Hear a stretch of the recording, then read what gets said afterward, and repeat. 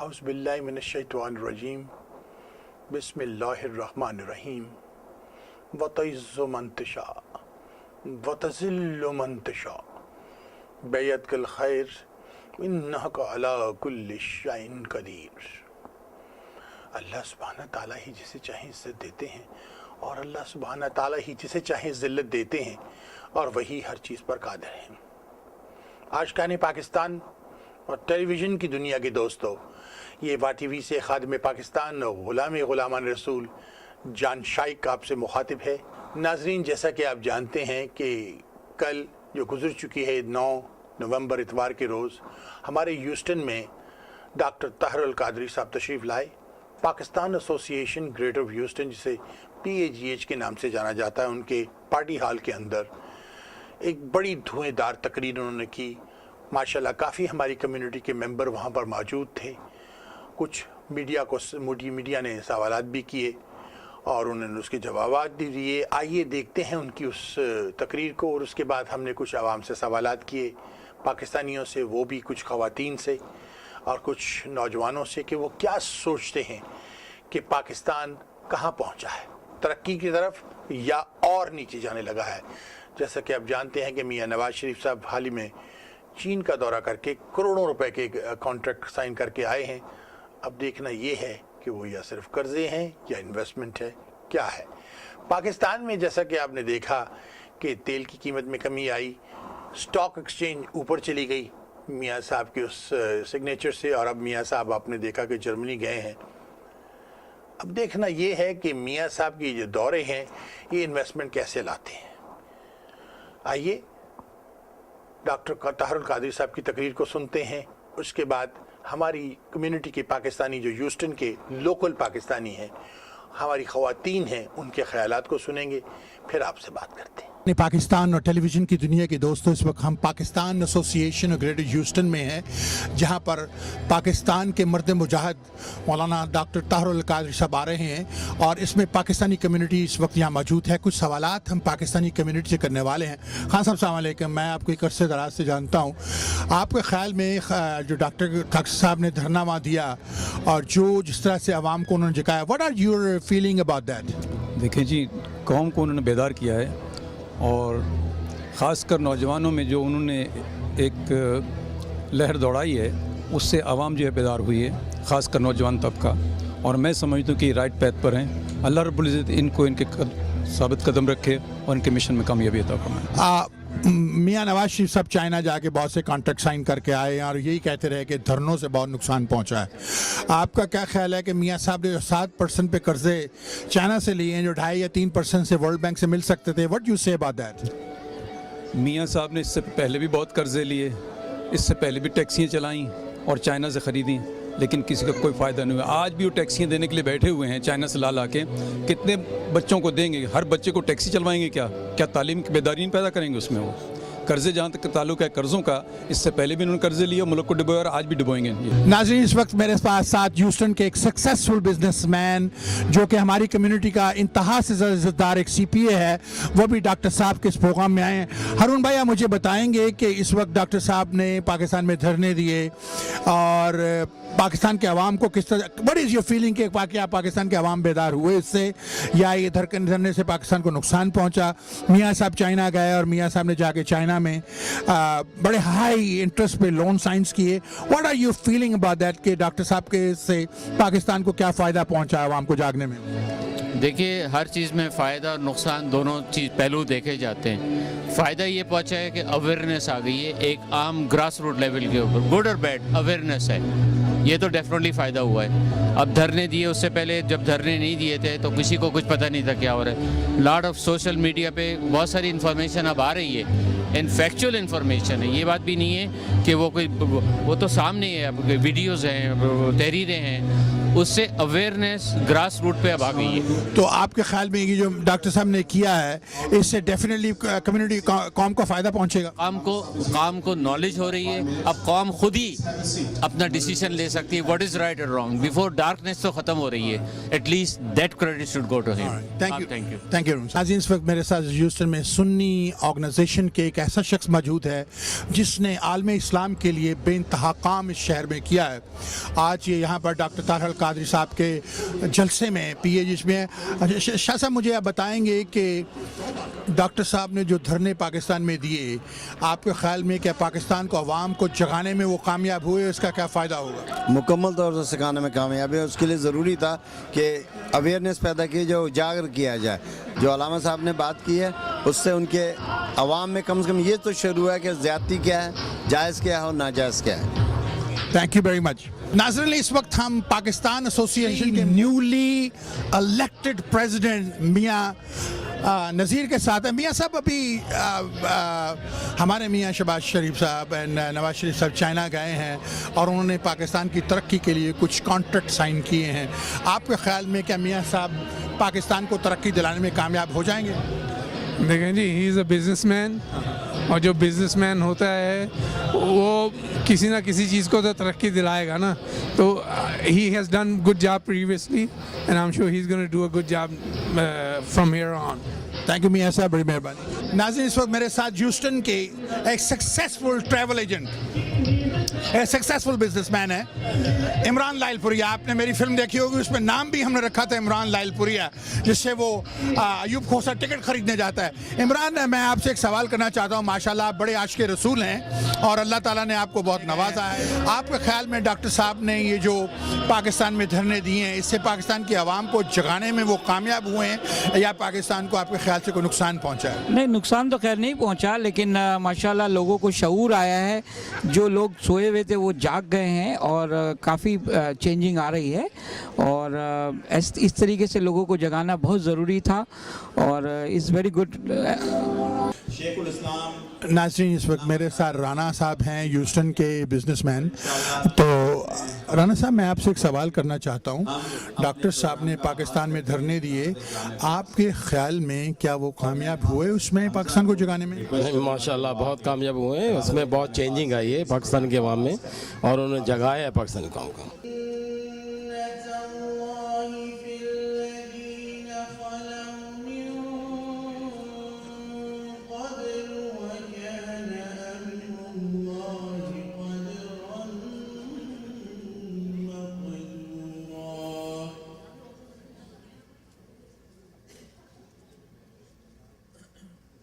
الذين يبلغون رسالات الله ويخشونه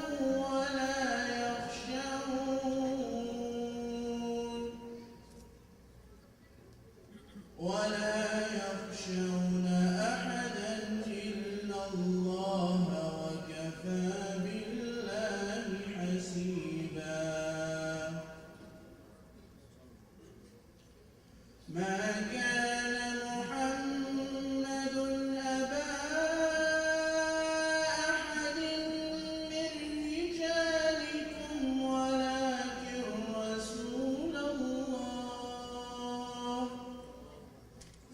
ولكن رسول الله وخاتم النبيين وكان الله بكل شيء عليما. يا أيها الذين آمنوا اذكروا الله ذكرا كثيرا وسبحوه بكرة وأصيلا. هو الذي يصلي عليكم وملائكته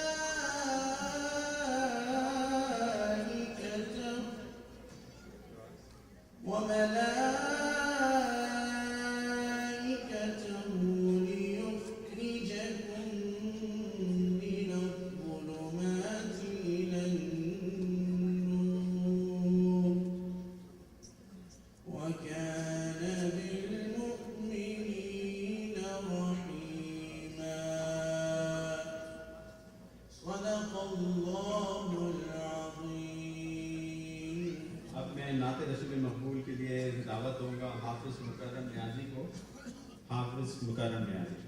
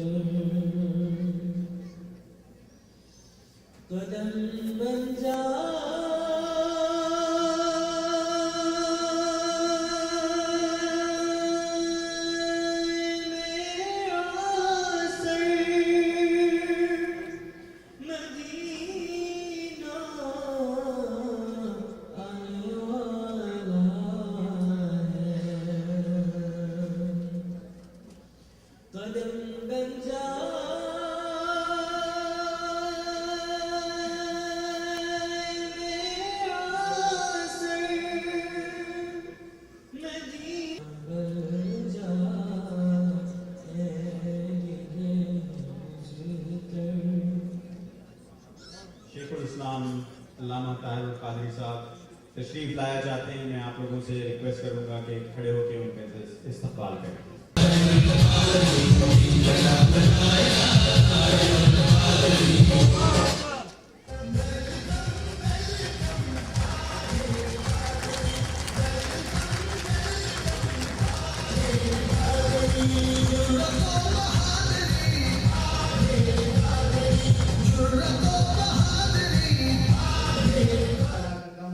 तशरीफ लाए, आज इतवार का रोज़ है और आपने इस साहब का उर्दू टाइम्स के अपना नासिर शेख साहब का और जो भी मीडिया के लोग यहाँ पर बैठे हुए हैं, मैं उन सब का इंतहाई मशहूर हूँ कि आपने इस प्रोग्राम को प्रमोट किया। तो मैं वक्त की कमी है और मुझे मालूम है कि आप सब लोग जो हैं वो शायद हैं इंतज़ार में बैठे हुए हैं कि डॉक्टर साहब आपसे खिताब फरमाएँ। तो मैं इसके साथ ही वंस अगेन डॉक्टर साहब very warm welcome to Houston. Thank you very much for coming to Pakistan Center. Sir Iqbal साहब को यहाँ दावत की दरख्वास्त करूँ और उनसे दरख्वास्त करूँ कि वो इंट्रोड्यूस कराएं लामा साहब को। लामा साहब ये मुख्तलिफ शहरों में अमेरिका के जाके he is also one of overseas Pakistani, और वो जानते हैं कि आप लोग पाकिस्तान से कितनी मोहब्बत करते हैं और पाकिस्तान के लिए आपके दिल किस तरह धड़कते हैं। तो वो खुसूसी तौर पे आप लोगों से इसलिए बात करना चाहते हैं कि वो खुद भी जानते हैं और वो आज आप तमाम लोगों से बात करेंगे। ये हमारी खुशकिस्मती है कि ये पाकिस्तान तशरीफ़ ले गए और वहाँ इतने दिन जो तहरीक चली उसके बाद अब आप देखेंगे कि इंशाअल्लाह ये तहरीक किस तरह से जोर पकड़ेगी और आगे जाए। मुअज़्ज़ज़ मुकर्रम फ़ातिन व हज़रात, मेहमानान गिरामी क़दर, अस्सलामु अलैकुम व रहमतुल्लाहि व बरकातहू। मैं पाकिस्तान अवामी तहरीक USA मनहाजुल कुरान इंटरनेशनल USA की जानिब से आप सबको आज की शाम खुशामदीद कहता हूँ। यूँ तो हर सदी में अजीम शख्सियात जन्म लेती हैं, ایسی ہی ایک ہستی آج ہمارے درمیان موجود ہے. وقت کم ہے, میں اختصار کے ساتھ صرف چند باتیں عرض کر کے انہیں انشاءاللہ حضور قائد انقلاب کو دعوت خطاب دے رہا ہوں. آپ سب احباب انہیں ٹیلی ویژن پر دیکھتے رہے ہیں, عرصہ دراز سے جو لوگ سنتے ہیں, ان کی بکس پڑھتے ہیں, سب جانتے ہیں. وہ 1000 سے زائد کتابیں تحریر فرما چکے ہیں. ان کے 7,500 سے زیادہ خطابات ہیں. ہر خطاب کا مپیش 3 گھنٹے سے زیادہ اردو میں. عرفان القرآن آپ میں سے اکثر احباب روزانہ اپنے گھروں میں پڑھتے ہیں. انگلش کا شہر رکھنے والوں کے لیے دی گلوریس قرآن کی شکل میں ہر گھر میں ایک عظیم خزانہ موجود ہے.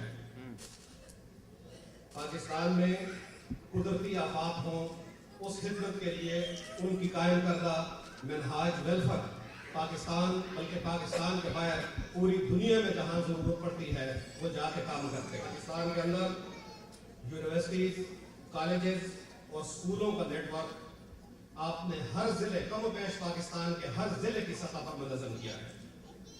اور الحمدللہ تعالیٰ ان کی قائم کردہ منہاج القرآن انٹرنیشنل اسلامی دنیا کی آج سب سے بڑی NGO ہے. حالیہ دنوں میں جو احباب پاکستان گئے ہوں, اگر انہوں نے ٹرین میں سفر کیا ہے, اگر وہ ٹیکسی میں بیٹھے ہوں, کسی ریسٹورنٹ میں رکے ہوں, حتیٰ کہ کسی اجان کی دکان پہ گئے ہوں, تو انہوں نے عام پاکستانیوں کو پاکستانی کنسٹیٹیوشن کی کلاس 61, 62 اور 63 کی باتیں کرتے ہوئے سنو. آج عام پاکستانی اپنے حقوق کی بات کرنے لگا ہے. آئین کا وہ حصہ جس کے اندر ان کے حقوق کی بات ہے, کلاس 1 سے لے کر 40 تک 70 دن آپ ٹیلی ویژن پہ یہاں دیکھتے رہے ہیں. 24 آور کا دھرنا, 70 دنوں سے زیادہ 24 آور. حضور قائد انقلاب 1 گھنٹے کے لیے بھی وہاں سے باہر نہیں ہے.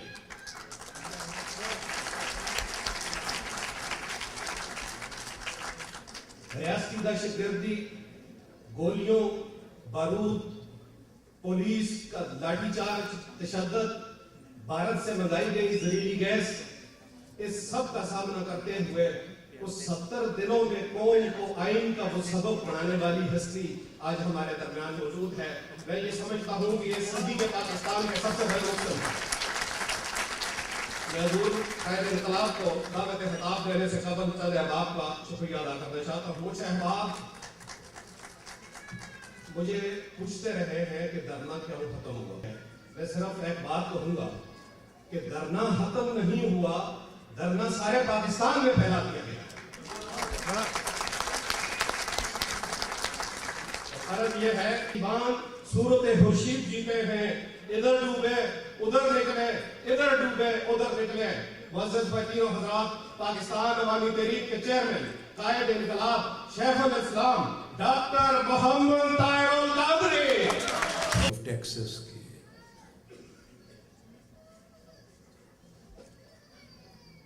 کے سب سے بڑے اور تاریخی شہر ہیوسٹن کی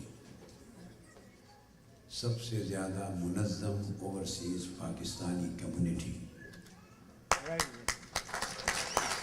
اور یہ عظیم شان اجتماع جو پاکستانی کمیونٹی کے اپنے بنائے ہوئے ایک منفرد سینٹر میں منعقد ہو رہا ہے. اور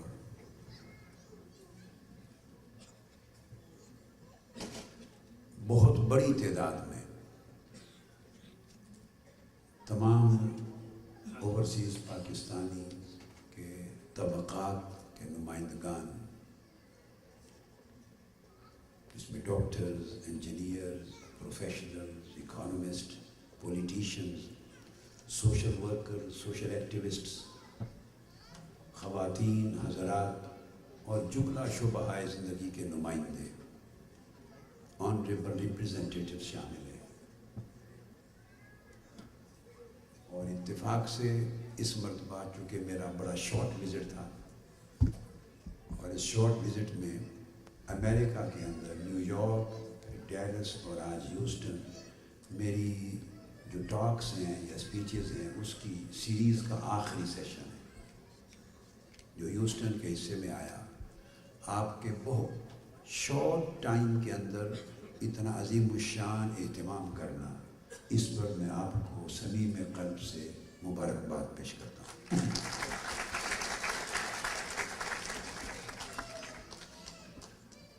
مجھے اندازہ ہے کہ کل ورکنگ ڈے ہے، لہٰذا میں بغیر تمہید کے چند ضروری چیزیں جو بطور میسج کے آپ کو کنوے کرنا چاہتا ہوں آغاز کر رہا ہوں. موسٹلی جن لوگوں نے پورے 70 دنوں میں اسلام آباد کے انقلاب مارچ اور اس مارچ کے بعد انقلابی دھرنے میں ہر روز سنا ہے، میرا نہیں خیال کہ کوئی امپورٹنٹ سبجیکٹ 70 دن تھے اور آلموسٹ اگر ان دنوں میں ٹوٹل سپیچز کو جمع کر لوں تو آلموسٹ 100 کے قریب سپیچز کی ہوں گی، جو ہر روز ایک شام کو اور کئی دنوں میں دن کو. اور 17 جون سے ایک سلسلہ شروع ہوا تھا جب سے قربانیاں ہوئیں، پاکستان کے کروڑوں عوام کا مقدر بدلنے کے لیے جو 14 شہیدوں نے سانحہ ماڈل ٹاؤن میں اپنی قربانیوں سے اس کی فاؤنڈیشن رکھی اور 90 افراد انہوں نے اپنے جسم چھلنی کروائے گولیوں سے. یہ اس عظیم تاریخی جد و جہد کی بنیاد تھی اور 16 لاشوں کو گرانا، 90 انسانی جسموں کو چھلنی کرنا، یہ کام کسی القاعدہ نے نہیں کیا تھا، یہ طالبان نے نہیں کیا تھا، یہ کسی اور دہشت گرد گروہ نے نہیں کیا تھا، یا عراق اور سیریا کی آئیسس وغیرہ نے نہیں کیا تھا. جن کا کام قتل و غارت گری، دہشت گردی ہے، یا پاکستان کے اندر پائے جانے والے ٹارگٹ کلرز نے نہیں کیا تھا جو کراچی میں کر رہے ہیں. یہ پاکستان کی ریاست کہ اس ادارے نے، حکومت پاکستان اور حکومت پنجاب کے حکم پر اس ادارے نے یہ کام انجام دیا جس کے ذمے لوگوں کی جان و مال کی حفاظت ہوتی، ریاستی بربریت تھی.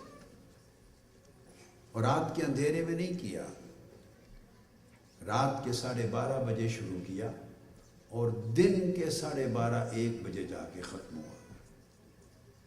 12 گھنٹے. یہ ظلم، جبر، بربریت، دہشت، ریاستی دہشت گردی، اسٹیٹ ٹیررزم صرف اس لیے تھی کہ اس تحریک کو روکا جا سکے جو سوئے ہوئے کروڑوں لوگوں کو جگانے والی اور ان کے ضمیر کو، شعور کو جھنجھوڑ کر انہیں اپنا حق مانگنے اور حق حاصل کرنے کی جرأت دینے والی تحریک. یہ پریمپٹیو اٹیک تھا. لیکن آپ نے دیکھا اور پھر 12 دن کنٹینرز کے محاصرے میں ماڈل ٹاؤن کے اندر ہزارہ افراد کو قید کر دیا گیا. پھر پورا پنجاب کنٹینرز کے ساتھ قید خانہ بنا دیا گیا. ان حالات میں عظیم جد و جہد کو بپا کرنے والے سپاہی، مجاہد، جمہوری کارکن، فلاحی کارکن، پرامن لوگ، پیسفل ایکٹیوسٹس، وہ اپنی جانوں کا نذرانہ دیتے ہوئے نکلے. پاکستان کی تاریخ میں ان حالات میں شاید اتنا بڑا انسانی سمندر ان حالات میں نہ کوئی نکال سکا، نہ کوئی آئندہ شاید نکال سکے. انہوں نے جانوں کی قربانیاں دے دی. پھر 8-7 اگست سے 10 اگست تک یوم شہداء پہ قربانیاں دی. 25,000 کارکن جیل بھیج دیے گئے، جیلوں میں، اور ہزارہ انسانوں کا पुरअमन कारकुनान का समंदर शहरियों के साथ इस्लामाबाद पहुंचा, और 30-31 अगस्त की दरमियानी रात फिर एक अजीब आपने देखा क़यामत की रात थी, जिसकी जहरीली गैस के असरात से अब तक मेरा अपना गला और मेरा सीना भी कामिल तौर पे शिफायाब नहीं हुआ।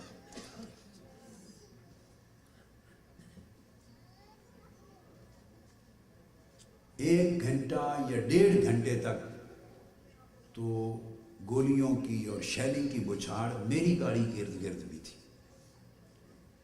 मगर आप पाकिस्तानी कौम के लोगों के उन जज्बात को देखें, उनके इसार को, कुर्बानी को।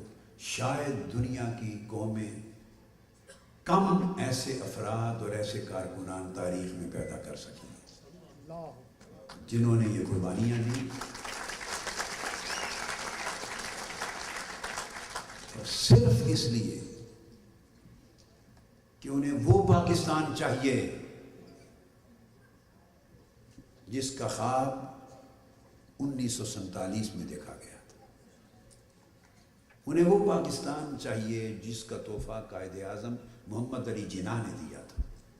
उन्हें वो पाकिस्तान चाहिए जिसके लिए 1947 में सरहदों पर खून की नदियां बह गई थी, इज्जतें लुट गई थी, लोग घर बार का छोड़ के आ गए थे, कारोबार छोड़ के आ गए थे,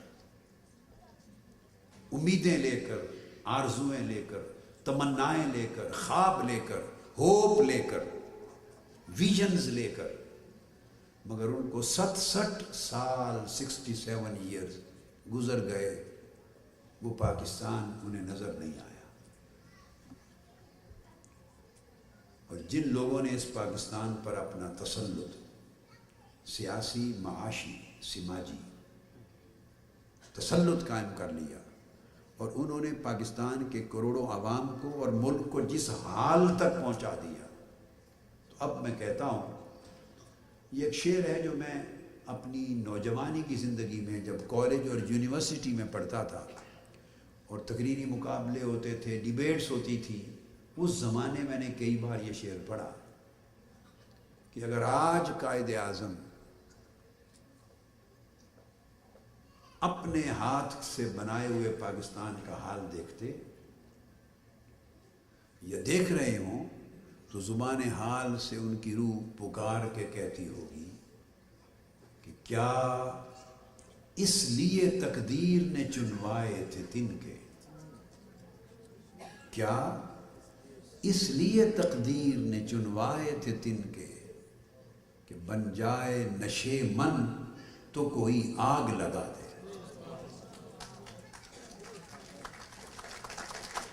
पाकिस्तान के सियासी लीडरों ने और हुक्मरानों ने आग लगा दी उस नशेमन जो कायदे आज़म ने बनाकर यहाँ के लोगों को दिया था। मैं मैसेज क्या देने आया हूँ, शॉर्ट विजिट है, उसके बाद फिर वापस पाकिस्तान जाना है।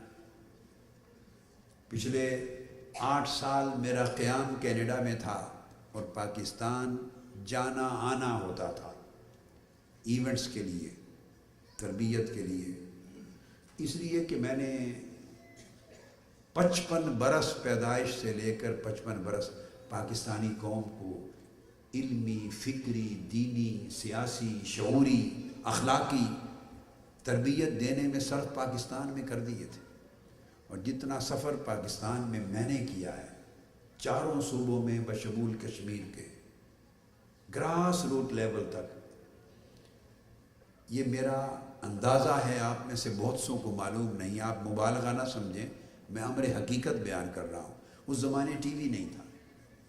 अब तो अगर मैं कहीं ट्रैवल करता हूँ या हमारे जैसे लोग ट्रैवल करते हैं तो हर जगह पर जाना टीवी दिखा देता है ना जी आपको कि कहाँ गए। उस ज़माने टीवी नहीं था, प्राइवेट टीवी चैनल नहीं थे ना, पीटीवी था, सरकार का टीवी था एक। तो इतने सफ़र किए हैं कि शायद पाकिस्तान की 67 साल की तारीख़ में किसी शख्स ने, मैं तमाम लीडर्स को शामिल करके कह रहा हूँ, इतने तुलानी सफ़र पाकिस्तान में ज़िंदगी में नहीं किए होंगे। इस कौम को जगाने और बनाने में तो वक्त गुजारा, پھر میں جاتا تھا آ جاتا تھا. اب صورتحال بدل گئی. ایک ایسی بڑی ذمہ داری کا بوجھ کندھے پہ لے لیا کہ اب قیام پاکستان منتقل ہو گیا. یہاں کبھی کبھار آنا اور جانا رہے گا، لیکن اب جس جنگ کا آغاز کیا ہے اسے اپنی منطقی انجام تک پاکستان کی سرزمین پر پہنچا.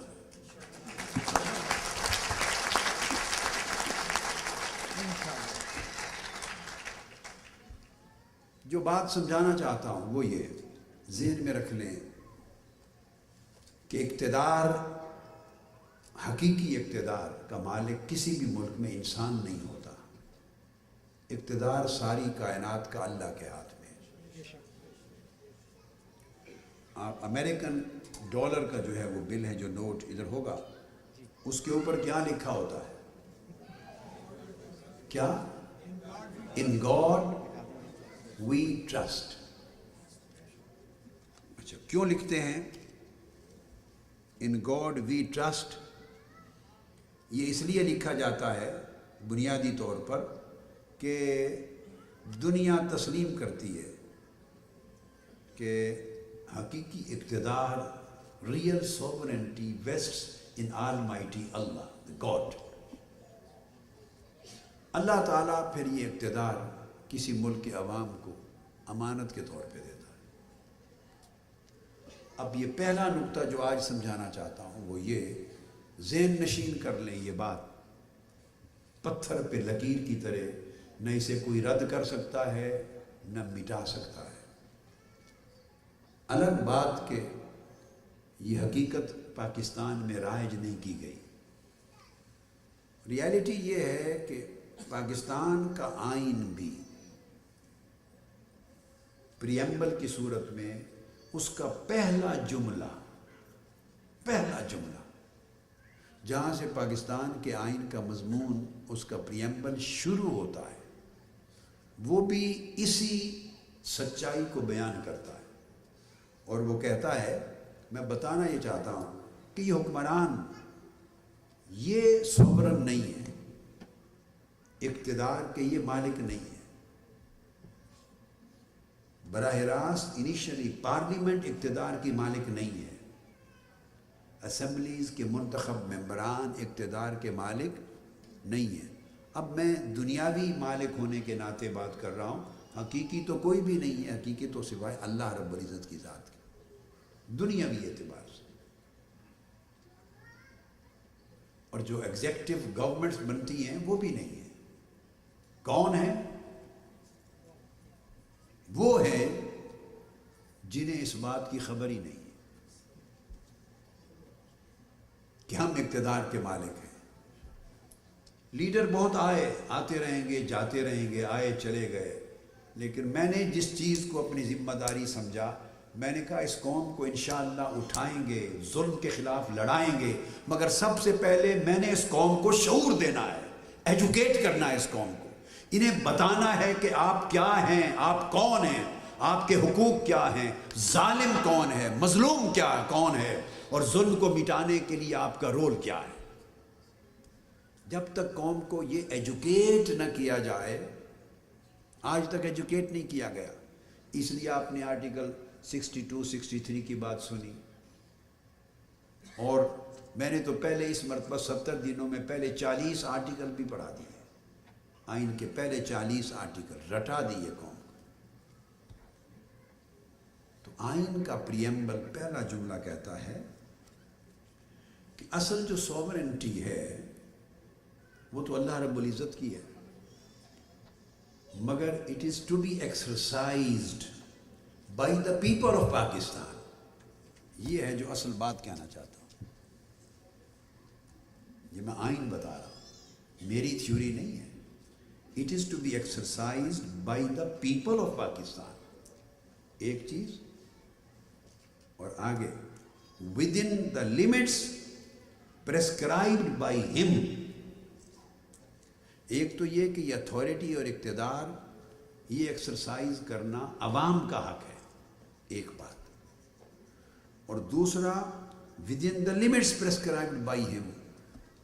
اور اللہ رب العزت نے حدود مقرر کر دی ہیں، اس اقتدار اور اختیار کا استعمال عوام جو کریں گے وہ بھی اللہ کی مقرر کردہ حدود کے اندر کریں گے. ان حدود کو توڑ نہیں سکتے, ان بارڈرز کو کراس نہیں کر سکتے.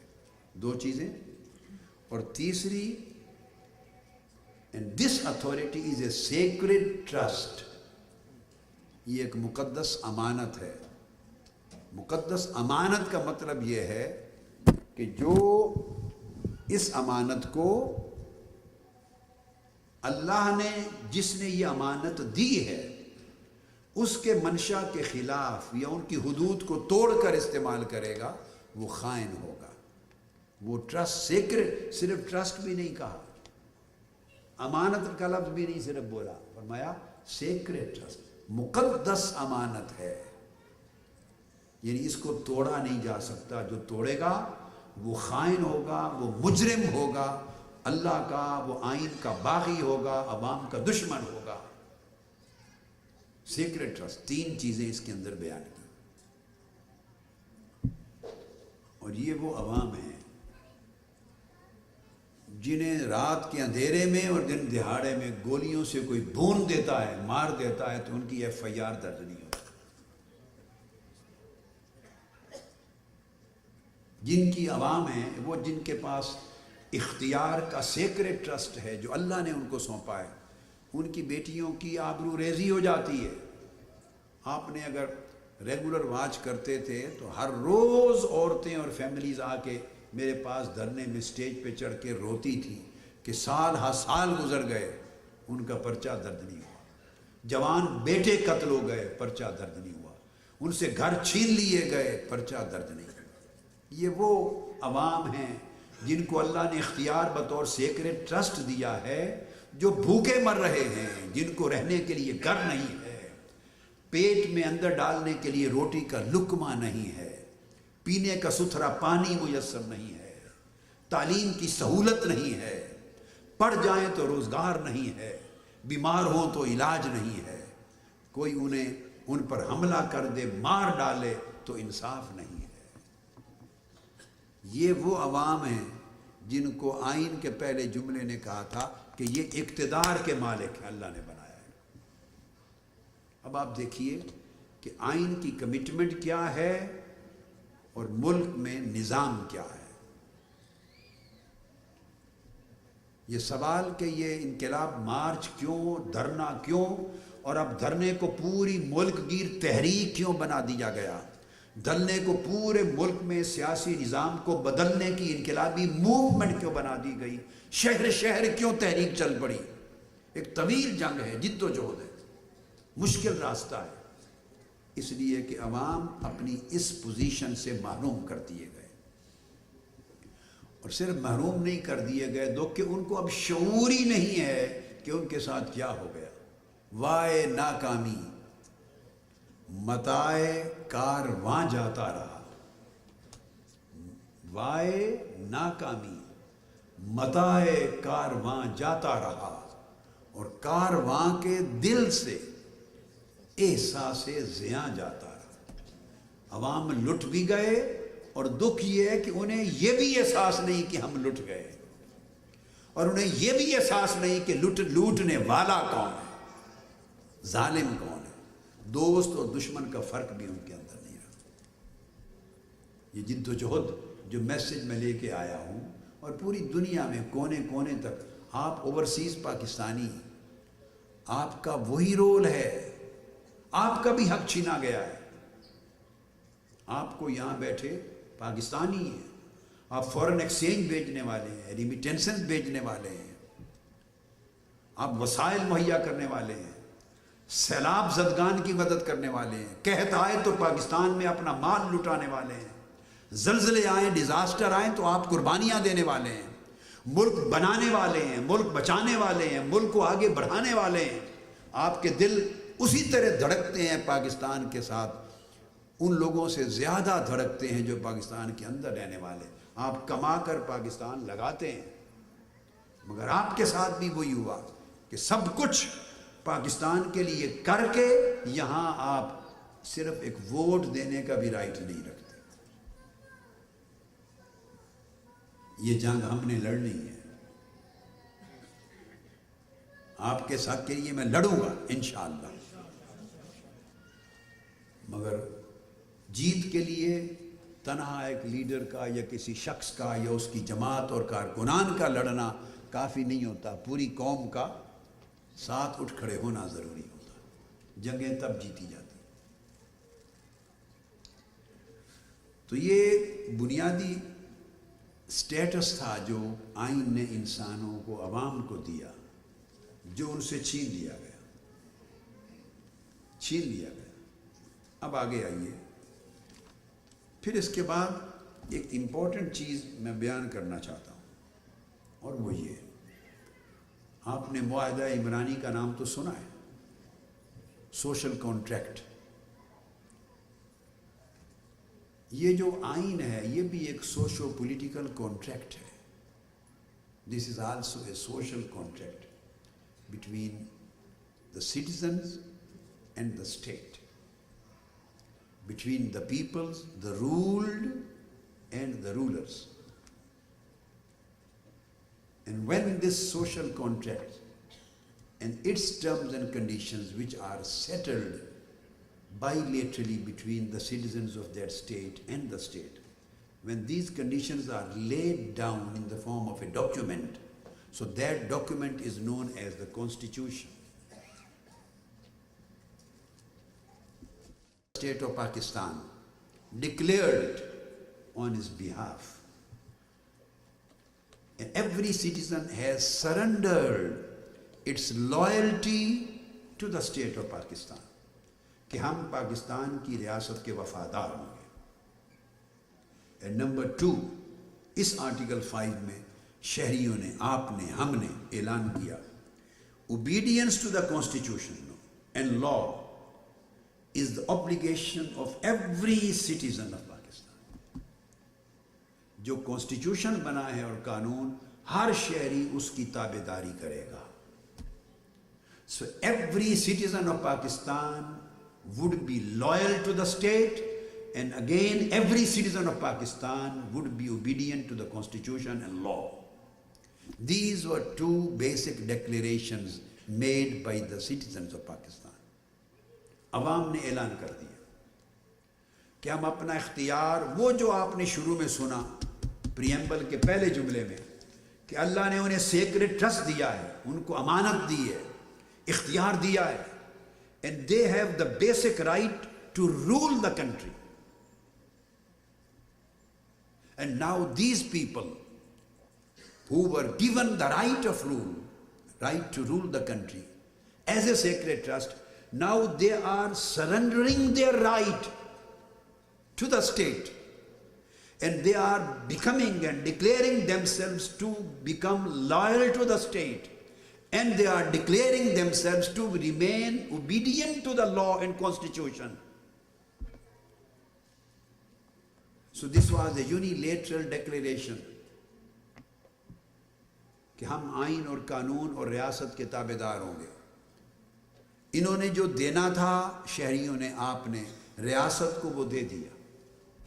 جو کچھ ہمارے پاس تھا، اللہ کا دیا ہوا اقتدار، اختیار اور امانت، ہم نے ریاست کو، بولیے، دے دی. اب ہم اگلا سوال کرتے ہیں ریاست سے. اب ریاست سے پوچھتے ہیں، اے ریاست، اس کے بدلے تو ہمیں کیا دے رہی ہے؟ ٹھیک بات ہے، تیرا رسپانس کیا ہے؟ تو ہمیں کیا دے گی؟ اور جو کچھ تو ہمیں دے گی وہ ڈاکیومنٹ کہاں ہے؟ اس کی لکھ پڑھ ہونی چاہیے، اس کی اوتھینٹسٹی ہونی چاہیے، گارنٹی ہونی چاہیے. ریاست نے جواب دیا کہ چونکہ اے عوام، کروڑوں لوگوں، تم نے اپنا اختیار، اپنا اقتدار، اپنی امانت، اپنی اتھارٹی میرے آگے سرنڈر کر دی ہے اور میرے لائل اور میرے اوبیڈینٹ ہو گئے ہو، سو میں اس کے بدلے میں تمہیں یہ حقوق دینے کا اعلان کرتی ہوں. I stand responsible to fulfill all of these rights. I confer all these rights onto you. وہ کون سے رائٹ ہیں؟ وہ مینشن ہیں چیپٹر 1 کانسٹیٹیوشن آف پاکستان. اور ख़ास बात समझें, ये जो मुआहदा हो रहा है between the citizens and the state, ये हुआ है आर्टिकल 5 में। किसमें? आर्टिकल 5 में। और रियासत ने जो जवाब दिया है, अवाम ने जो सरेंडर किया है, अपना इख्तियार रियासत को दिया है, वो दिया है आर्टिकल 5 में। और रियासत ने जवाबन जो अवाम को देने का वादा किया है, वो शुरू हो रहा है आर्टिकल 8 से, 8 से जवाब दे रही। और आर्टिकल 8 यहाँ से चैप्टर 1 शुरू हो रहा है, फंडामेंटल राइट्स। तो रियासत कहती है कि मैं तुम्हारे इस सरेंडर करने के बदले तुम्हें ये कुछ देने का वादा करती हूँ, ये मेरी रिस्पॉन्सिबिलिटी है। आई शैल deliver all these rights to you at any cost. फिर हमने पूछा कि ए रियासत, ए स्टेट, तुमने ये जो वादा किया, ये कोई लिखी हुई जगह पे पक्का गारंटीड होना चाहिए ना। उसने कहा से दिस इज़ द डॉक्यूमेंट, जिसको कॉन्स्टिट्यूशन ऑफ पाकिस्तान कहते हैं, इसमें मैंने लिख दिया है। रियासत ने कहा ये मेरा वादा है, ये मेरी जिम्मेदारी है। हमने पूछा रियासत से कि तुमने वादा भी कर दिया और तुमने लिख के आइन की शक्ल में भी दे दिया, मगर इस वादे को पूरा कौन करेगा? आइन तो एक किताब है ना, ये तो किताब है। और रियासत तो पूरा एक मुल्क है कि रियासत है, अमलन इस पूरे वादे को इम्प्लीमेंट कौन करेगा, हमें देगा कौन? रियासत ने कहा आगे चलकर कि जो हुकूमत मुंतखब होगी वो इस वादे को पूरा करेगी। On my behalf government will fulfil this commitment. यहां तक पूरा केस समझ में आ गया ना, वो फुलफिल करेगी। अब आगे क्या कमिटमेंट की, 2-3 चीजें बताता हूं, वो 40 हैं। एक वादा किया रियासत ने कि the state shell ensure the elimination of all forms of exploitation. यह आर्टिकल 3 है।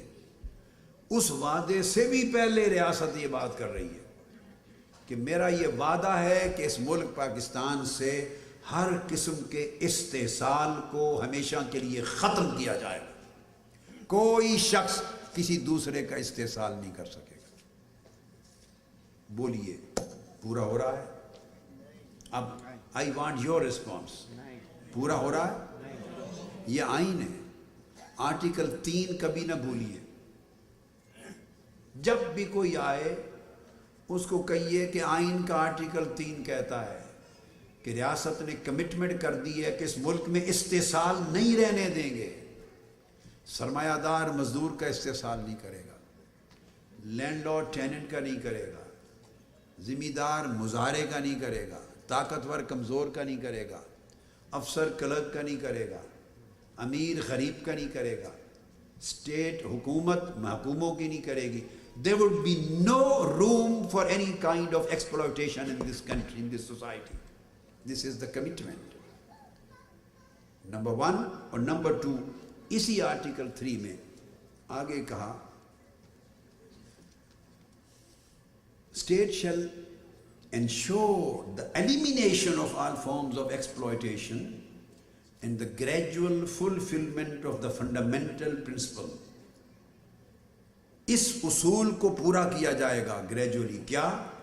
From each according to his ability to each according to his work.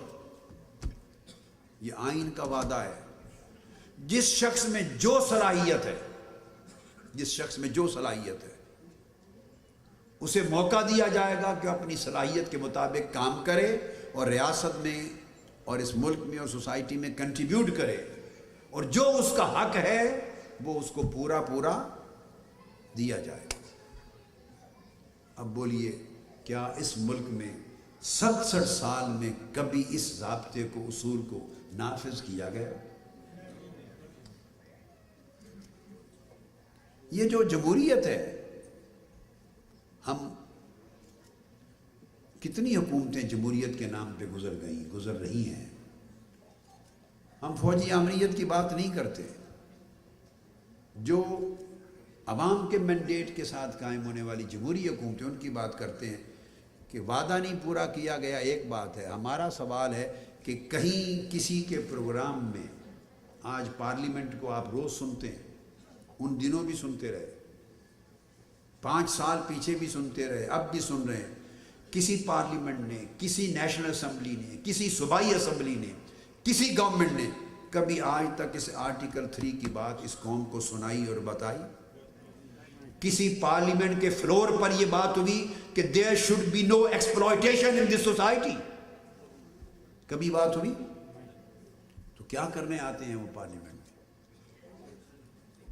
مال کھانے، بنانے اور کھانے کے لیے آتے ہیں، لوٹنے کے لیے آتے ہیں، ان کا آئین کے ساتھ کوئی تعلق نہیں۔ اور جو شخص آئین کو ہاتھ میں لے کر عوام کے آئینی حقوق دلانے کے لیے اٹھتا ہے، اسے کہتے ہیں کہ یہ آئین کو توڑنے کے لیے آیا ہے۔ وہ ایک کیس ہے، جو شہید ہو گئے، جو 90 زخمی ہو گئے، مورل ٹاؤن کے شہید اور باقی شہید، ہم کسی کو ریمنڈ ڈیوس نہیں بننے دیں گے۔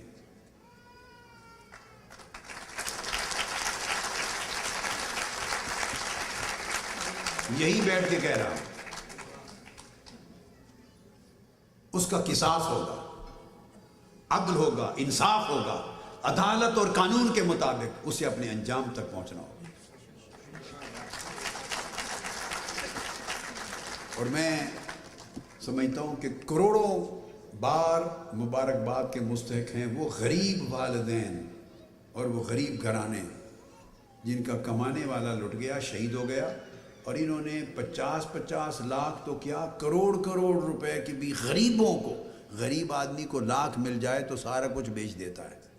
یہی حالت ہے کہ نہیں پاکستان کی؟ بولیے۔ کروڑ کی بھی ایک گھر کو آفر کی، اور ساری فیملی کے لوگوں کے بیرون ملک ویزے اور جاب کی بھی آفر کی۔ انہوں نے کہا تمہاری ساری 4 صوبوں کے ہونے کا مطلب یہ ہے، 4 صوبوں کے ہونے کا مطلب یہ ہے،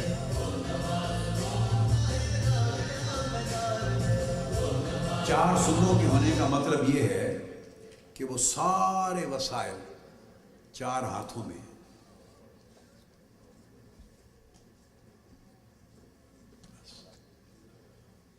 اب اس کے بعد وہ چاہیں تو پورے صوبے کے تمام تر وسائل اٹھا کر راجن پور سے لے کے یزمان تک اور دور دراز آبادیوں کے اٹھا کے لاہور کے 2 محلوں میں لگا دیں،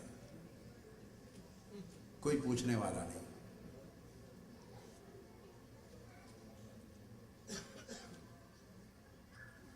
میں ایک نقشہ آپ کو دینا چاہتا ہوں کہ دنیا جہاں ڈیموکریسی، جمہوریت آئی اور انہوں نے ترقی کی اور آگے بڑھے تو کس طرح ڈیولوشن کیا ہے۔ ہمارے ملک میں جب تک اختیار کا یہ ارتکاز ٹوٹے گا نہیں، اور یہ اس لیے ہے کہ اقتدار اور کاروبار کا گٹھ جوڑ ہے۔ یہاں اقتدار کاروبار کے لیے، اقتدار کاروبار، اقتدار پلس کاروبار از ایکول ٹو لوٹ مار۔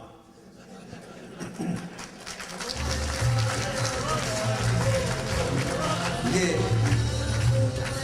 اچھا فارمولہ بن گیا نا، فارمولہ اقتدار پلس کاروبار از ایکول ٹو لوٹ مار۔ یہ کل پاکستان کا سسٹم ہے۔ ٹرکی ہمارا مسلمان ملک ہے، اس کی آبادی تقریباً 7.5 کروڑ ہے۔ میرے پاس ایگزیکٹ عدد ہے، میں ذرا وقت بچانے اور آپ کو بھی آسانی سے سمجھانے کے لیے راؤنڈ فگر دوں گا۔ ایکچولی 7 کروڑ 60 لاکھ ہے، لیکن میں 8-10 لاکھ اوپر نیچے کر کے راؤنڈ فگر دوں گا، ایکچوئل فگرز ہیں میرے پاس۔ 7.5 کروڑ آبادی ہے، نہ بھولیں ہماری 20 کروڑ ہے۔ جب میں کوٹ کروں تو ذہن میں 20 کروڑ کو یاد رکھ لیں۔ ہماری 20 کروڑ، ٹرکی کی 7.5 کروڑ آبادی، ہمارے کتنے صوبے؟ ٹرکی کے 81 صوبے۔ میں آپ کو مقدمہ سمجھا رہا ہوں کہ یہ میں کیا جنگ لڑ رہا ہوں، کیوں لڑ رہا ہوں۔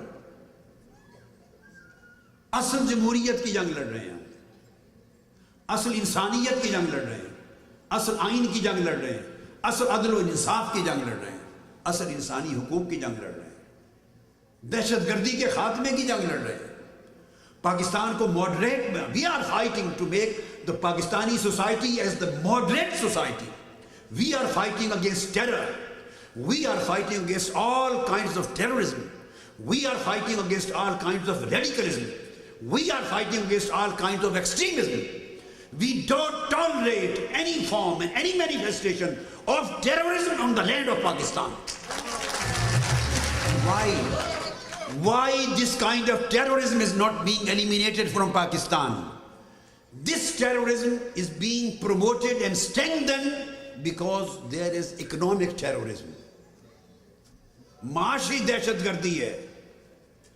جب سارا پیسہ مال دولت کچھ لوگ حکمران لوٹ کے کھا جائیں گے اور غریب کا بچہ ہاسپٹل میں مر جائے گا, اس کو پیناڈول کی گولی نہیں ملے گی, غریب کے بچے کو تعلیم نہیں ملے گی, غریب خاندان کو سر ڈھانپنے کے لیے چھت نہیں ملے گی, غریب کی بیٹی بری ہو جائے گی یا عزت بیچے گی, بے غیرت ہو جائیں گے, ہاتھ پیلے کرنے کے شادی کے پیسے نہیں ملیں گے, غریب کے بچے کو روزگار نہیں ملے گا, تعلیم نہیں ملے گی, کروڑوں 10 کروڑ سے زیادہ غریبوں کو پینے کا ستھرا پانی نہیں ملے گا, روٹی کا نوالا نہیں ملے گا, مقدمے کا مسئلہ حل نہیں ہوگا, خوشحالی نہیں آئے گی. وہ دہشت گرد اور ڈاکو اور قاتل نہیں بنے گا تو کیا بنے گا؟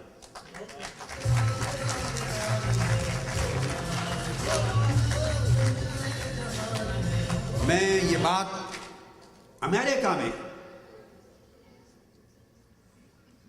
جو billions and billions of dollars the Americans are spending on Pakistan in war of terror, and they want to eradicate terrorism from the land of Pakistan, but still Pakistan is importing terrorism and Pakistan is exporting terrorism. It is known to be a center of danger for the world and for the whole neighborhood. Why?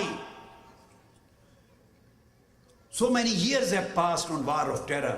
Why we are not successful? One of the major reasons, there are many other reasons.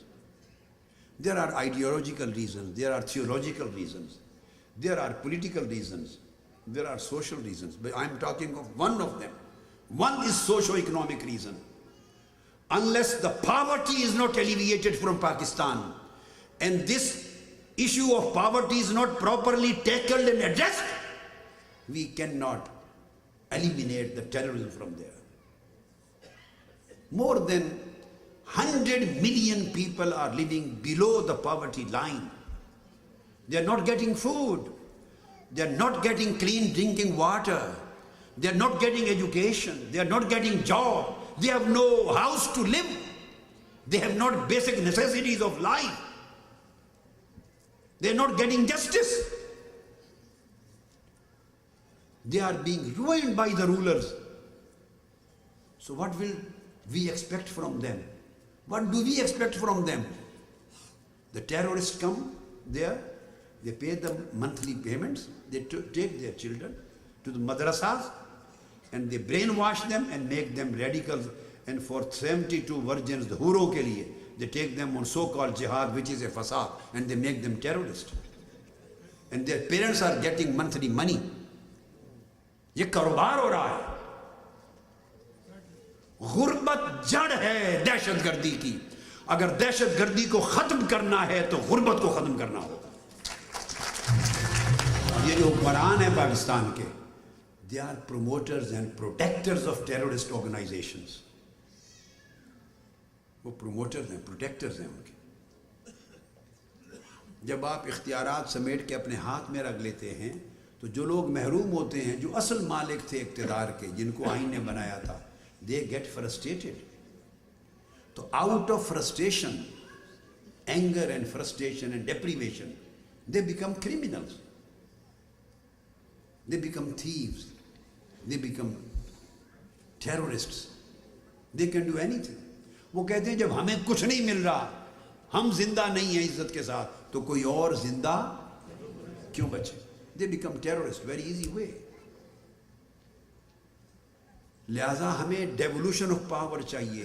We need devolution of finances, we need devolution of prosperity, we need devolution of democracy, devolution of authority, devolution of means, of resources. We need education. We need to spend on the health, we need to spend on education, we need to spend on alleviation of poverty, we need to spend on social sector. We need to spend on economic prosperity in those specific areas which are totally ignored. तो Turkey 81 सूबे हैं. तो क्या मतलब हुआ?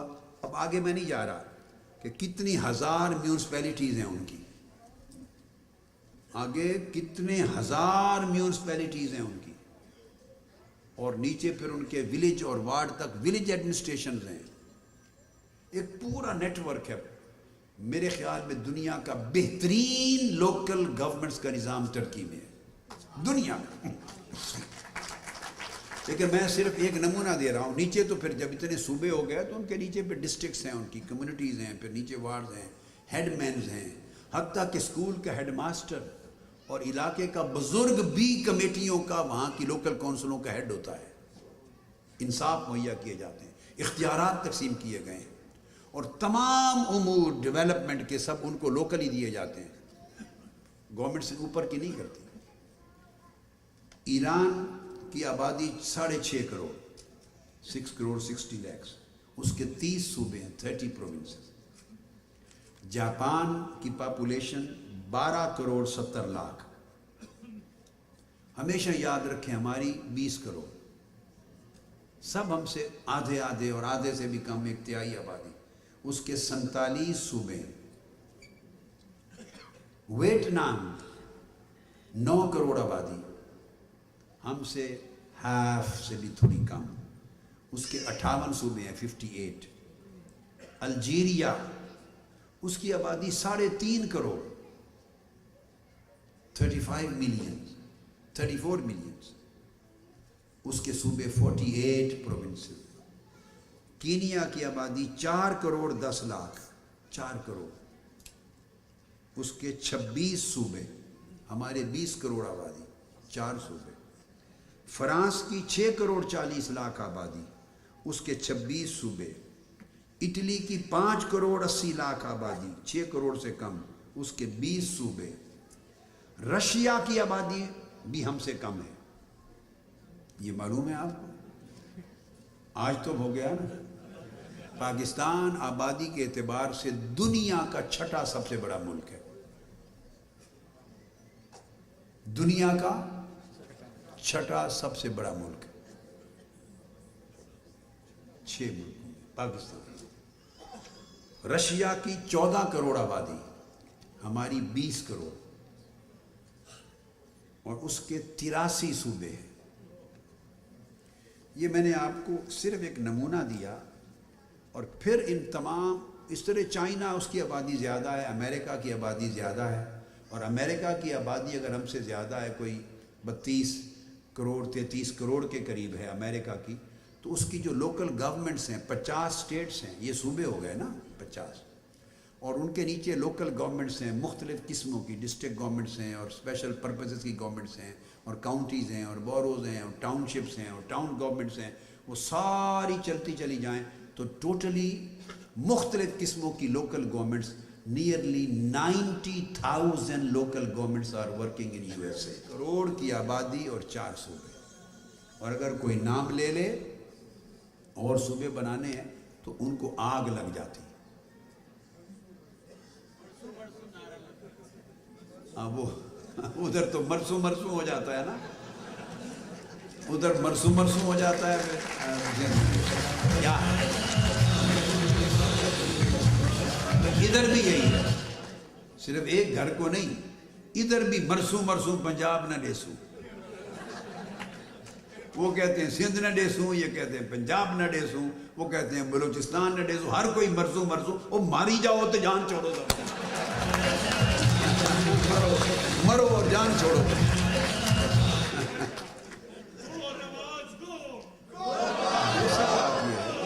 हर division division जो पाकिस्तान में है, I want to make it A province. हर एक डिवीजन प्रोविंस, तो कम से कम 25 से 35 तक ये मुख्तलिफ फिजिबिलिटीज़ को सामने रखकर सूबे होने चाहिए।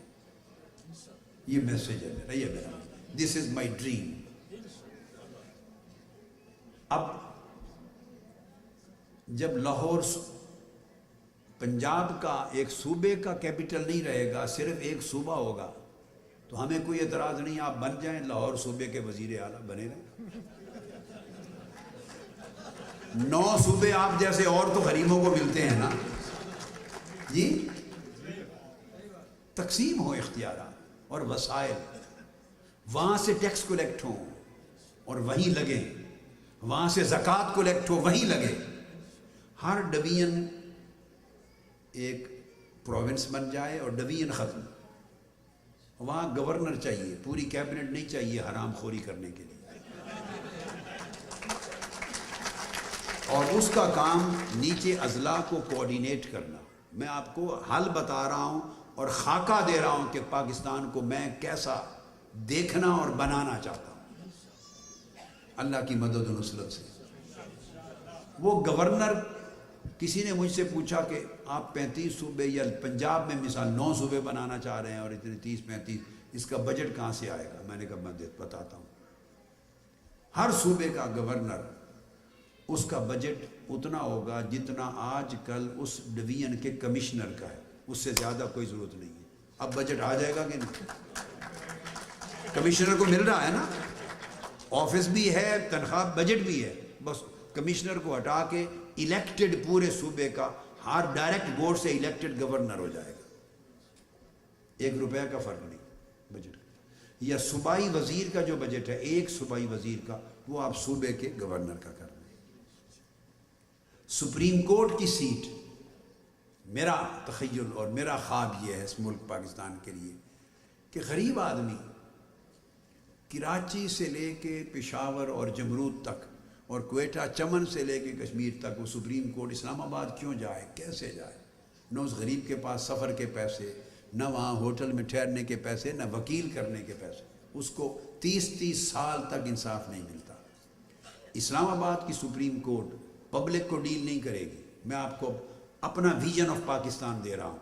वो सिर्फ कॉन्स्टिट्यूशनल सुप्रीम कोर्ट होगी, कॉन्स्टिट्यूशन स्टेट मैटर्स को डील करेगी। अवाम की सुप्रीम कोर्ट हर सूबे में यानी हर डिवीजन में होगी, लाहौर में होगी, फैसलाबाद में होगी, गुजरांवाला में सुप्रीम कोर्ट, रावलपिंडी में होगी, सरगोदा में होगी, कराची में होगी, हैदराबाद में होगी, लाड़काना में होगी, सक्खर में होगी, क्वेटा में होगी, जैकबाबाद में होगी, सिब्बी में होगी। हर divisional headquarter which will become province, वहाँ सुप्रीम कोर्ट होगी अवाम के केस। हाई कोर्ट कहाँ जाएगी? उससे नीचे हर एक सूबे में 3-4 ज़िले होंगे। ज़िले, तो ज़िले की पोजीशन पे हाई कोर्ट मुंतकिल हो जाएगी, और जो डिस्ट्रिक्ट कोर्ट्स और सेशन जज हैं, डिस्ट्रिक्ट की अदालतें, वो तहसील में मुंतकिल हो जाएंगी। और जो तहसील में आज मैजिस्ट्रेट और सिविल जज होते हैं, वो यूनियन काउंसिल में उनकी अदालतें बन जाएंगी। हर गरीब शख्स को बगैर फिर यूनियन काउंसिल की सतह पर लोगों को स्कूल भी मिले, कॉलेज भी मिले, एग्रीकल्चरल बैंक भी मिले, बैंकिंग फैसिलिटी मिले, टैक्स के ऑफिसेज मिले, तमाम फैसिलिटीज़ और डेवलपमेंट, इंफ्रास्ट्रक्चर, सड़कें, सीवरेज, नालियाँ, बिजली, पुलिस, सारी डिस्ट्रिक्ट लेवल की और तहसील लेवल की हुकूमतों के अंडर हो। वो किसी सूबे और किसी और के अंडर नहीं होगी, ताकि लोगों को बग़ैर किसी ताख़ीर के अदल और इंसाफ मिल सके। और गरीब के लिए अदालत जाने पर कोई फ़ीस नहीं होगी, वकील हुकूमत फराहम करेगी फ्री ऑफ कॉस्ट। फौजदारी केस है, फौजदारी 24 घंटे में FIR दर्ज हो। आदमी का काम है सिर्फ रिपोर्ट करे, थानेदार की मिन्नत करना नहीं है। 24 घंटे में अगर अदालत में FIR जो उसने आके इत्तला दी थी सबमिट नहीं होती तो SHO सस्पेंड कर दिया जाएगा, डिसमिस कर दिया जाएगा ड्यूटी से। اب دیکھتے ہیں غریب کو FIR درج کروانے کے لیے دھکے کھانے کی کوئی ضرورت ہے؟ یہ اس کا درد سر ہے، ودن 24 آورز عدالت میں چالان پیش کرے FIR کا۔ غریب کا کام ہے صرف اطلاع کر دینا بس، اور فوجداری مقدمے کا فیصلہ 1 مہینے میں، یہاں 20 سال نہیں ہوتا، پہلا سٹیج۔ پھر اس کے بعد فرسٹ اپیل آتی ہے ہائی کورٹ کی، اس کے لیے 1 اور مہینہ، پھر لاسٹ اپیل جو سپریم کورٹ میں وہیں آئے گی لوکل 1 مہینہ، سپریم کورٹ تک فوجداری FIR سے لے کے آخری اپیل تک ودن 3 months everything would be disposed، اور سول کیسز 6 ماہ میں سپریم کورٹ تک فنش۔ اگر یہ عدل اور انصاف غریب کو، اس معاشرے کے لوگوں کو ملے، ہاسپٹل میں ان کو علاج ملے، بچوں کو تعلیم ملے، اس پر خرچ کیا جائے، تو میرے نزدیک تب یہ سوسائٹی جمہوری اور ڈیموکریٹک سوسائٹی ہے، ادروائز نہیں۔ یہ نقشہ دیکھنا بہت باتیں ہیں کہنے کی، مگر میں نے چند چیزوں کا کرکس آپ کو دے دیا، یہ جانتے ہوئے کہ صبح ورکنگ ڈے ہے، جو کہ سنڈے ہے، نائٹ ہے، تو آلریڈی کو 10:15 ہو گئے، تو میں چاہ رہا ہوں کہ اس پر گفتگو کو ختم کروں۔ بہت سے گوشے ہیں، بہت سے آپ سنتے بھی رہے، سنتے بھی رہیں گے، لیکن یہ ایک ایسی جد و جہد ہے، کنکلوڈ کر رہا ہوں، یعنی 50 موضوعات پڑے ہیں، 50، لیکن میں اس بات کو طویل اب جان بوجھ کے نہیں کرنا چاہتا، کنکلوڈ کرنا چاہتا ہوں۔ بیسک چیز ہے، بنیادی چیز یہ ہے کہ ہمیں we have to make and establish a united nation which has a sense of common and shared destiny، ایک متحدہ قوم ہو جس کے اندر شیئر کرنے کی اور اپنی منزل کو اچیو کر کے شیئر کرنے کا ایک احساس ہو، اور ہر شخص کے اندر he should have a sense of full partnership in the society and power، کہ میں شریک ہوں اقتدار میں، ہر شخص کی آواز میں ایک طاقت ہو،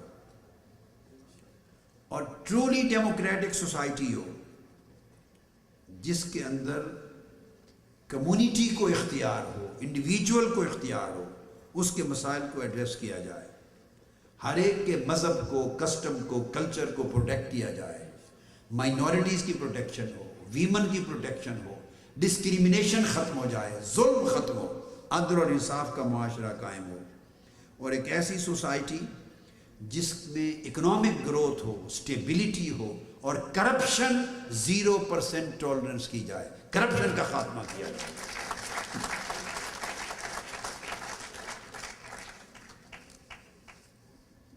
اور اس کے لیے یہ جو چیزیں ہیں، پاکستان میں وسائل کی کمی نہیں ہے، اللہ رب العزت نے اس ملک کو اتنے وسائل دیے ہیں۔ میں نے، آپ نے سنی ہوگی میری سپیچز میں نے بلوچستان کے مائنز کی کئی بار تذکرے کیے، کرپشن کے خاتمے سے وسائل آتے ہیں، سمپل لائف سے وسائل آتے ہیں، انکم ٹیکس کے ذریعے وسائل آتے ہیں، کسٹمز کے ذریعے وسائل آتے ہیں، بہت سے اور بے شمار ایکسپورٹ اور امپورٹ کو بڑھانے سے وسائل آتے ہیں۔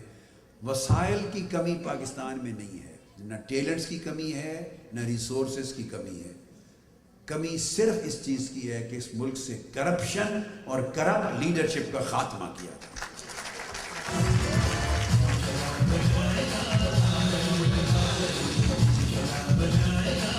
اور آخری بات یہ ہے کہ یہ جنگ مشکل بھی ہے اور آسان بھی ہے۔ مشکل تو یہ کہ جن سے لڑ رہے ہیں وہ وقت کے بہت بڑے فرعون ہیں، وقت کے بہت بڑے قارون ہیں، بہت بڑے نمرود ہیں، اور انہوں نے پنجے گاڑ کے اداروں کے ادارے خرید رکھے ہیں، پورے سسٹم خرید رکھے ہیں، سوسائٹی کو کرپٹ کر رکھا ہے۔ بہت بڑی جنگ ہے، مگر آسان ہے اس صورت میں اگر پوری قوم اس شعور کے ساتھ کھڑی ہو جائے۔ اگر قوم کھڑی ہو جائے تو اللہ کی مدد و نصرت نازل ہوتی ہے۔ اب میں نے تو اس جنگ کا آغاز کر دیا، میں تو تصنیف و تالیف میں اگلے 1000 سال کی امت کی نسلوں کے لیے علم کی روشنی مہیا کرنے کے کام میں لگ گیا تھا۔ میں نے تو اور ذمہ داری اٹھا لی، مگر اس سٹیج پر جا کر چونکہ ملک ڈوب رہا ہے، لوگ مر رہے ہیں، پریشان حال ہیں، تو میں نے ذمہ داری کا آغاز کر دیا۔ جو میرے بس میں تھا کر دیا، جو میرے کارکنوں کے بس میں تھا انہوں نے وہ قربانی دے دی استقامت کے ساتھ کہ رہتی دنیا یاد رکھے گی۔ لیکن اب پاکستانی قوم کا، کروڑوں عوام کا، آپ کے بھی گھرانے ہیں، فیملیز ہیں، آپ کا انفلوئنس ہے، اب آپ کی ذمہ داری بنتی ہے اور پوری پاکستانی قوم کی کہ وہ اس پورے انقلاب کے، جد و جہد کے، تبدیلی کے، حقیقی جمہوریت کے تصور کو اون کریں اور اس کی جد و جہد میں شریک ہوں، اور ہر فرد ہے ملت کے مقدر کا ستارہ۔ قوم کھڑی ہو جائے گی تو یہ بت پاش پاش ہو جائیں گے، یہ ایوان زنی بوس ہو جائیں گے، اور انشاءاللہ آپ پاکستان کو مدریاست مدینہ کے نمونے کے طور پر اسی رنگ میں دیکھیں گے جو 1947 میں قائد اعظم نے دیکھا۔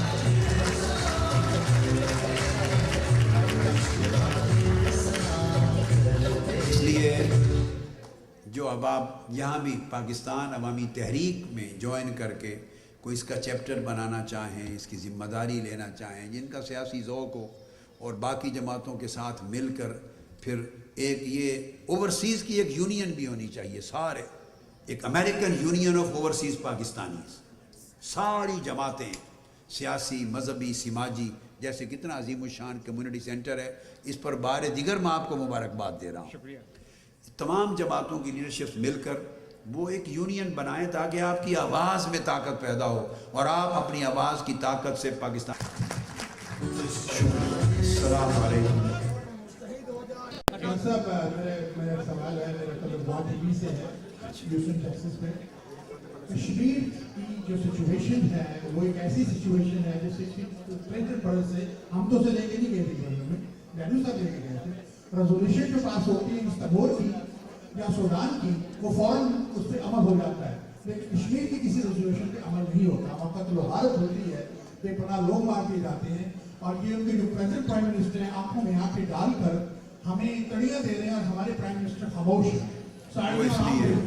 آپ اس کے بارے میں کیا کہیں گے؟ کس طرح سے کشمیر کو میں عرض کرتا ہوں، آپ کے جذبات کی تائید کرتے ہوئے، یہ اس لیے خاموش ہیں کہ ان کا سارا انٹرسٹ کشمیر کے مسئلے کو حل کرنے سے نہیں، ان کا انٹرسٹ اپنا کاروبار کرنے سے، اور جو آدمی کاروبار کرنا چاہ رہا ہو ایک ملک سے، اس کے اندر کبھی جرأت پیدا نہیں ہو سکتی۔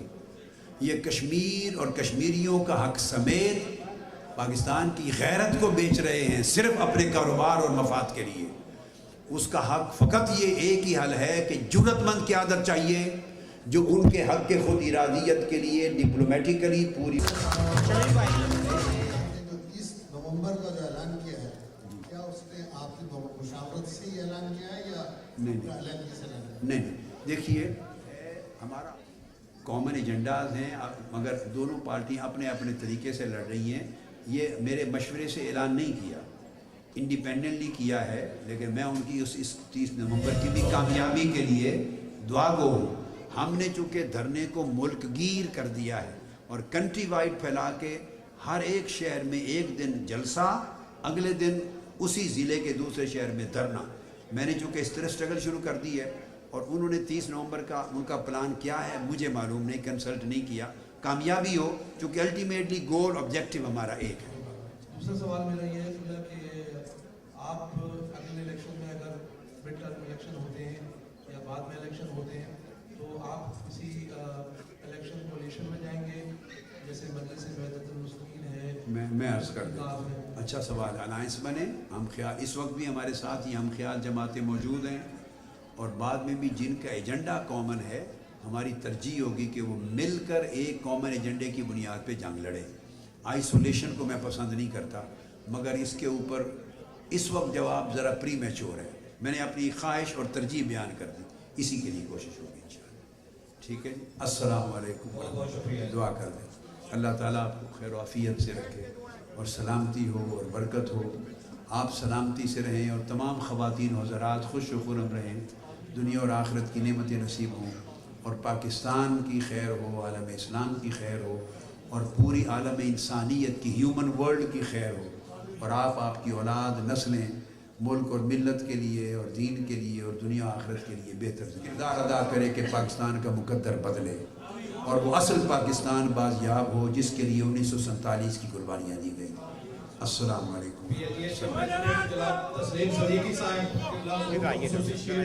Pakistani American Association of Greater Eastern and at large Pakistani American community of Houston, Texas proudly present appreciation award to Dr. Tahir Al-Qadri, Qaid-e-Awam Tehreek, in appreciation of your struggle, sacrifices and determination for human rights, equality and justice for the people of Pakistan. Thank you, Dr.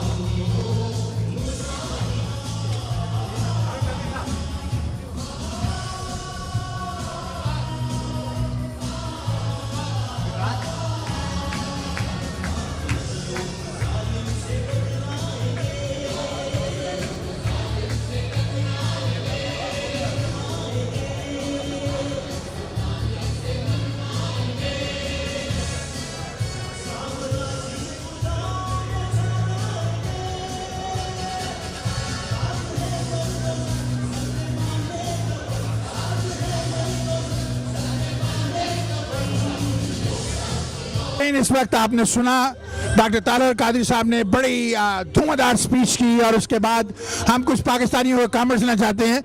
मेरे साथ इस वक्त खातून मौजूद हैं अपने शौहर के साथ और अपने बच्चों के साथ. इनसे एक सवाल करते हैं.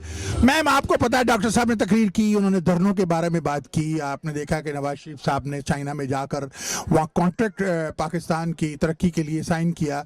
आपके ख्याल में ताहिर कादरी साहब के जो धरने या इमरान खान के जो धरने थे, क्या उसमें वो पाकिस्तान के अवाम को उठाने में कामयाब हुए हैं या बिलियंस एंड बिलियन डॉलर्स का पाकिस्तान को लॉस हुआ? क्या सोचा, क्या सोचती हैं आप? नहीं, उन्होंने पाकिस्तानी आवाम की सोच बिल्कुल बदल दी है और उन्हें बहुत शऊर और आगाही दी है कादरी साहब ने. और आपके शौहर आपके लिए जवाब देते हैं या ये आपकी अपनी सोच है? हमारी सोच बिल्कुल एक है. हम कादरी साहब के साथ हमेशा से हैं और इंशाल्लाह उनके साथ रहेंगे. मैं अब आपके शौहर से सवाल करता हूँ. आप अपनी बेगम को लुकमा दे रहे थे. आपके ख्याल में कादरी साहब ने जो स्पीच की है इसके बारे में, जिस तरह इकोनॉमिक प्लान पाकिस्तान का दिया और अपनी तकरीरों में देते आए हैं, क्या ख्याल है आपका इसके बारे में? बिल्कुल सही प्लान है, क्योंकि अगर आप पूरा ओवरऑल देखें पूरी दुनिया को, जो भी मुल्क तरक्की कर रहे हैं उनमें जब तक ग्रास लेवल पे आप फंडिंग नहीं पहुंचेगी आप तरक्की नहीं कर सकते. और ये 4 सूबे होना मुल्क में, ये एक गेम है पब्लिक के साथ, इसलिए लाजमी सूबे बनने चाहिए. और कादरी साहब, बिल्कुल आप कादरी साहब की सिर्फ स्पीच पे ना जाएं, कादरी साहब को खुद भी स्टडी करें, कादरी साहब को देखें. आप तहे दिल से कादरी साहब के साथ होंगे और हमेशा उनका. क्या आपका तल्लुक उनकी जमात से? नहीं, बिल्कुल नहीं. मैं आज तक किसी तंजीम में नहीं रहा और मेरा किसी तंजीम. Thank you very much. मैं इधर कुछ और ख़वातीन खड़ी हैं, इनसे सवाल करते हैं. मैं मेरा तल्लुक वाह टीवी से है. अभी आपने डॉक्टर साहब की आपने तकरीर सुनी, उन्होंने बड़ी धुआंधार तकरीर की. पाकिस्तान के आवाम जो हैं इस वक्त उनकी कुछ सोच बदली है थोड़ी बहुत, वरना वो तो क्या ख्याल है आपके ख्याल में, क्या हमारा मुल्क तरक्की की तरफ जा रहा है या ये सिर्फ एक टेम्परेरी चीज़ है? क्या ख्याल है आपका इसके बारे में? हमारे कादिर साहब बहुत ही अपने जज्बात के साथ अपने यानी कि ये समझे कि बच्चों की माँओं के बच्चे पेट में उन लोगों की शहादत वहाँ हुई है. हमारे खून के आंसू हमारे वतन के लिए हमारा रोता है. जिस कदर इन्होंने धरना दिया और जिस कदर ये लोग बैठे रहे, मैं अभी भी यहाँ बैठी हुई रो रही थी. इंशाअल्लाह ताला ज़रूर हमारा मुल्क तरक्की की काम से जाएगा. ये तो बहुत जुल्म हुआ पाकिस्तान के अवाम के साथ कि 14 लोगों को बेदर्दी से मार दिया गया. मेरा एक से सवाल है आपको कि ख़वातीन हैं, पाकिस्तान के शरिया लॉ के अंदर एक लॉ है जिसमें औरत अगर उसके साथ ज़्यादती हो तो उसके लिए उसको गवाह चाहिए. आप मुझे बताएं कि औरत गवाह कहाँ से लेके आए जबकि फोरेंसिक एविडेंस मौजूद है? आपके ख्याल में इस कानून को बदलना चाहिए और औरतों की आवाज़ जो है वो ऐवान में सुनाई दे कि हम भी इंसान हैं, हम कोई किसी की जूती नहीं है.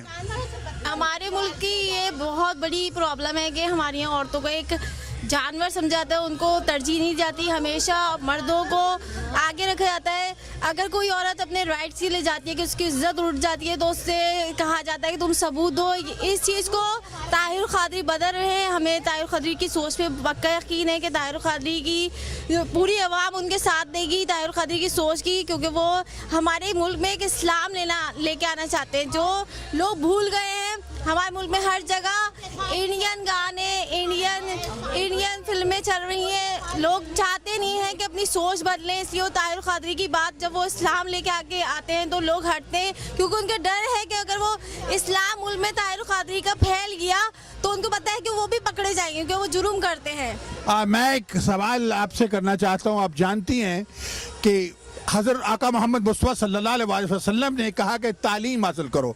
उन्होंने कहीं ये नहीं कहा कि औरत को तालीम न दो। हमारी सोच ये है कि अगर दुनिया में औरत को तालीम दी जाए, क्योंकि वो एक माँ है, माँ कभी भी अपनी औलाद के हाथ में पिस्तौल और गन नहीं आने देगी। आपके ख्याल में पाकिस्तान इस वक्त बैकवर्ड है जहाँ तक औरतों को ज़्यादा से ज़्यादा तालीम दी जाए? क्या सोचा आपने? जी, मेरा कहने का आपने जो सवाल किया उसका जवाब बिल्कुल आप सही कह रहे हैं कि पाकिस्तान में हर औरत को एजुकेटेड होना चाहिए, क्योंकि एक अच्छी माँ ही अच्छे बच्चे को और अच्छी नस्ल को आगे परवान चढ़ सकती है।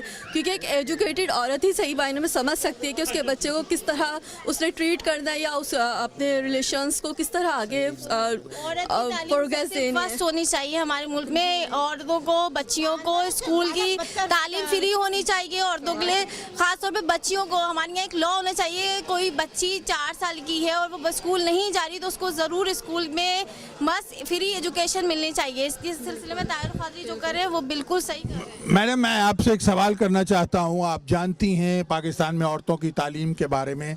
आप क्योंकि एक औरत हैं और ये सवाल मेरा ख्याल मैं औरत से करूँ तो बेटर जवाब दे सकेगी। पाकिस्तान इस्लाम के अंदर 4 शादियां जायज़ हैं, लेकिन ये कहीं नहीं कहा गया कि आप ज़बरदस्ती शादियां करते रहो या किसी ख़ास मकसद के लिए। वो एक मजबूरी के तहत में। आपके का ख्याल में हमारा ये कानून इस वक्त सोचना चाहिए कि औरत को उसको हक़ दिया जाए। अगर औरत के पास तालीम हो और उसका ख़ावंद उसे कहे कि मैं दूसरी शादी करना चाहता हूँ तो मैं तलाक दे दूँगा अगर तुमने इजाज़त न दी, तो वो बेचारी खौफ के मारे के 5 बच्चों को 6 बच्चों को लेके कहाँ जाऊँगी। वो खामोशी से एक खामोश तमाशाई बनी कोने में जाके बैठ जाती है। और अगर उसके पास एजुकेशन होगी तो वो कहेगी भाड़ में जाओ, मैं अपनी मुलाजमत करके कमा सकती हूँ। आपका क्या ख्याल है कि औरतों के साथ नाइंसाफ़ी हो रही है और ये इस्लाह पे सोचना चाहिए कि शादियाँ इसलिए ना की जाएं कि किसी ख़ास मकसद के लिए, वो एक मजबूरी होती है, औलाद नहीं हुई, कुछ और नहीं हुआ, एक और मकसद, किसी ख़ास मकसद के जैसे अरब करते हैं वो ना हो? जी बिल्कुल। सबसे पहले तो ये सोचना चाहिए कि हम मुसलमान हैं और हमें इंसानी हकूक़ के ख्याल रखने चाहिए। इस्लाम में ये बिल्कुल नहीं कहा गया है कि आप एक बीवी के रहते हुए जिसकी आप कफ़ालत ना कर सकें, बच्चों की परवरिश अच्छी ना कर सकें तो आप और शादियां कर लें। ऐसा बिल्कुल नहीं है। मेरी नज़र में वो मर्द, वो इंसान जानवर है जिसको अपने पैदा किए हुए इन सब बच्चों का ख्याल नहीं है, एहसास नहीं है। और हमें ये मिसाल लेनी चाहिए कि हमारे तरीक़ेकार, ये हम अमेरिका में इस वक्त खड़े हुए हैं, ये हमारे असूल अपना रहे हैं और ये हमारे लिए शर्मनाक बात है कि यहाँ पे जितने राइट हैं औरत के, वो राइट हमारे पाकिस्तान जो कि हमारे एक मुसलमान मुल्क है जिसमें औरत को आज़ादी है, जिसमें इस्लाम ने हर तरह की दीनी आज़ादी दी है, औरत को हकूक़ दिए हैं नबी सल्लल्लाहु अलैहि वसल्लम ने। हम वो सब भूल के अपनी ख्वाहिश, अपनी नफ्सियात के खातिर, तो ख्वाहिशात के खातिर जुल्म करते हैं, और वो भी किस पे? अपने बच्चों पे और अपनी बीवी पे। तो ये मेरे ख्याल में इससे बड़ा जुल्म कोई नहीं है। हर इंसान अगर अपना कैरेक्टर इस्लाम के मुताबिक और दीन के मुताबिक अदा करे तो कहीं पे बेइंसाफ़ी नहीं होगी। और जितनी मैं खुश हूँ, मैं एक पाकिस्तानी हूँ, मैं अमेरिका के खुश हूँ कि मैं यहाँ पे जितनी आज़ाद हूँ और जितनी इंडिपेंडेंट हूँ, अपने मुल्क में नहीं हूँ। मेरे कोई हकूक़ नहीं है वहाँ पे। मैं एक जानवर हूँ और यहाँ पे मैं रात के 2 बजे भी कहीं चली जाऊँ तो मुझे कोई कुछ कहने वाला नहीं, और मैं अपना कमा सकती हूँ, खा सकती हूँ, अपने सेल्फ मेड हूँ मैं यहाँ पे।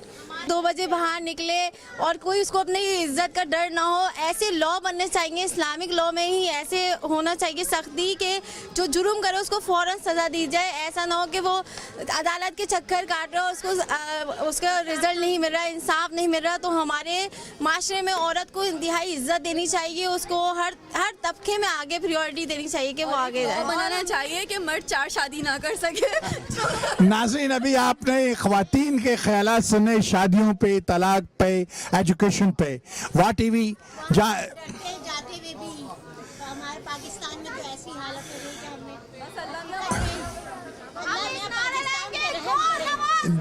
John Shaik reporting with cameraman Tariq Amin from PAGS Center, Houston, Texas. अरे नहीं अच्छा सर जी 1 मिनट देंगे आप? नाज़रीन, इस वक्त हम Pakistan association greater of Houston में हैं। आपने बेइंतहा धुएंधार स्पीच सुनी तारुल कादरी साहब की। इस वक्त मेरे साथ पाकिस्तानी कम्युनिटी के एक करता धरता जो अल-नूर मस्जिद से हैं वो हैं, इनसे कुछ सवालात करते हैं। इकबाल साहब, आप मुझे बताइए कि आपने मस्जिद में बहुत काम किया, इलेक्शंस करवाए, सब कुछ किया, आपने आज डॉक्टर साहब की स्पीच भी सुनी। आपके ख्याल, और मियाँ साहब इस वक्त चाइना से बड़े सक्सेसफुल दौरे से वापस आ रहे हैं और बिलियंस इन डॉलर के कॉन्ट्रैक्ट्स करके आ रहे हैं जो पाकिस्तान की तरक्की बढ़ाएंगे। लेकिन यहाँ पर डॉक्टर साहब ने उसके बारे में कुछ और कहा कि वो एक कर्जा है, ये है, वो है।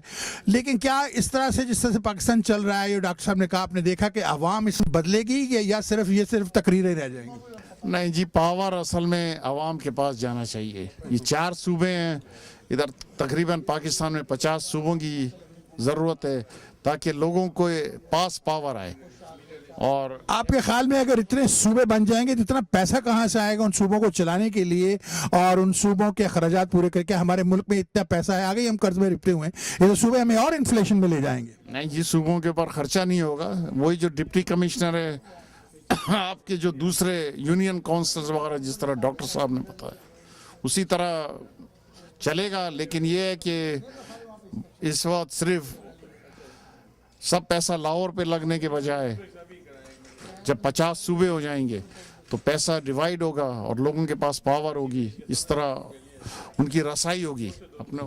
आपके ख्याल में पैसा सारा लाहौर पे लग रहा है, लेकिन आप जानते हैं कि जब सूबा बनता है तो सूबे में चीफ मिनिस्टर होता है, दूसरे मिनिस्टर, आप जानते हैं कि कितने अरब रुपए चाहिए होंगी उनकी सैलरी और दूसरे अखराजात के लिए।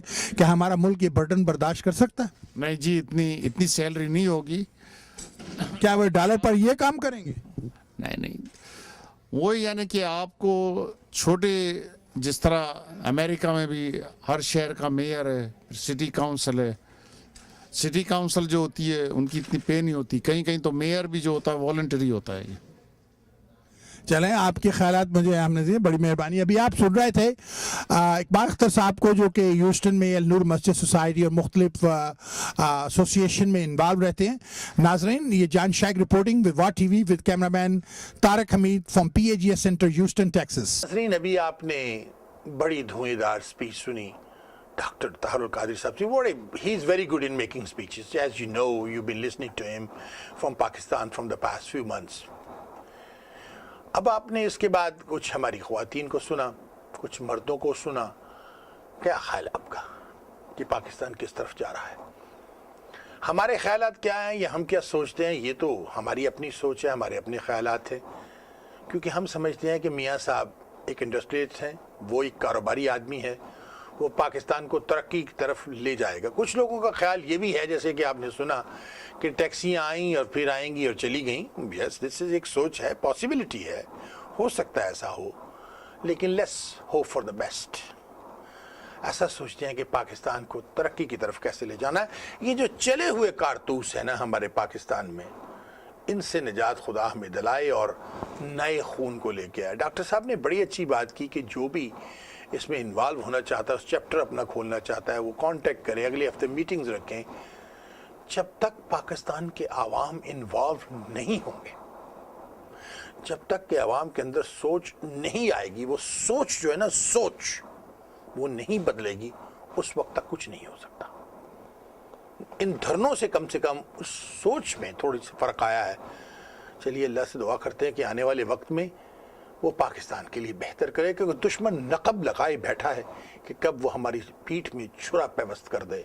हमारे बॉर्डरों पर अटैक हो रहा है, गुंडों की तरह वो बातें कर रहे हैं हमसे। तो नाजरीन, देखते हैं क्या होता है। आप भी देखें, हम भी देखते हैं। बस bring a best unity in Pakistan के। ऐसी यूनिटी दुनिया में किसी कौम में नहीं जो पाकिस्तानियों में। 2 से 4 साल के अंदर Pakistan will become the joint of Asia, जैसे कभी था। اجازت دیجیے، پھر آپ سے ملاقات ہوگی اگلے پروگرام میں۔ اللہ حافظ، پاکستان زندہ ہو، پائندہ باد۔